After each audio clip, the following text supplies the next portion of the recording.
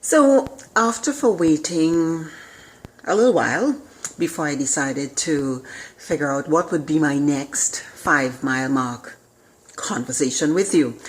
And I remembered years ago, before I was even married and stuff, and in my own thoughts, I kept saying, yes, what kind of man would I want to marry? What kind of husband would I want to have? And I mean, it was quite clear that a man of God, one who would do the right things, the usual stuff that we look for, a man of God, he's going to church, he knows his Bible, he takes church life seriously, what it is to be a Christian, so to speak.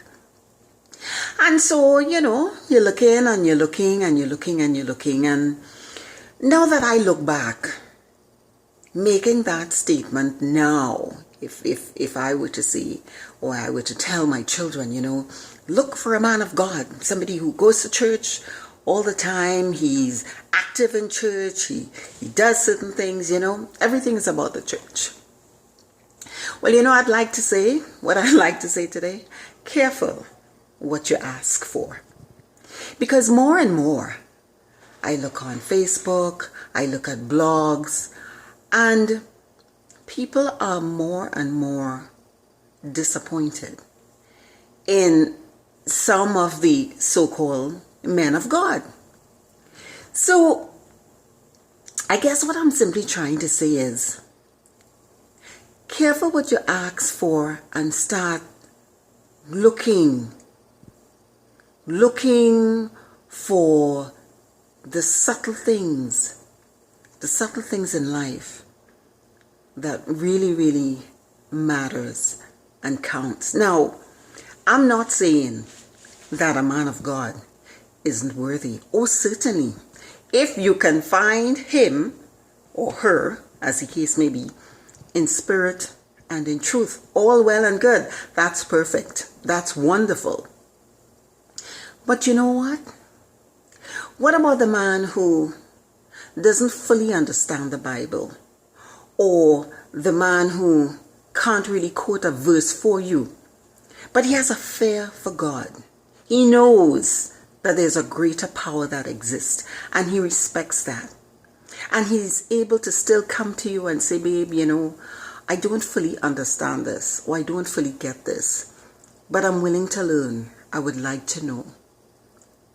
And that fear of God makes him want to do things in a particular way that would be pleasing to the people around him that matter.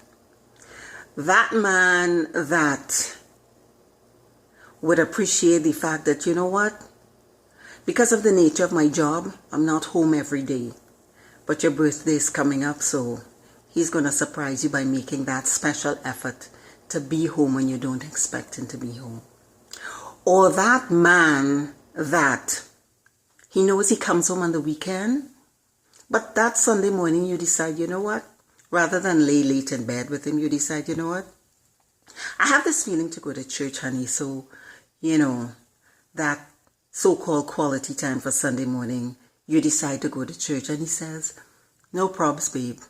And then when you come back from church, instead of you meeting a pout mouth and a man who say, I'm hungry, put food on the table, he asks you, how was church? What it was about today. Now, you may ask yourself why he didn't come. But is that as important as him being concerned and questioning? Because they have those who will go every Sunday with you. And from the time they come back, leave the pew, the seating ain't even cold yet, and they come through the house, and nothing has changed.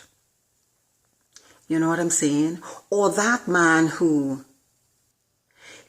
doesn't have the salary that will really take you to maybe the quality of life that you would like to have. But he's willing to work hard at what he does to make what he has important enough to share with you. Or that man who still holds hands with you while taking a walk on the sidewalk, and he remembers to put you on the inside. The concern. That man who still opens the door for you. So I'm looking at the little things that really, really make the difference when we make that long list of things that we ask for, things that we want. So consider that man who, even though he doesn't like a particular movie, but he will go with you because you like that movie.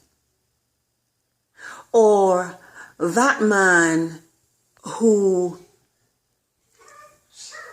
doesn't find it difficult to do the laundry, even though he knows regularly that it's something that you would do. So I'm just throwing out little things and simple examples of, now that I look back,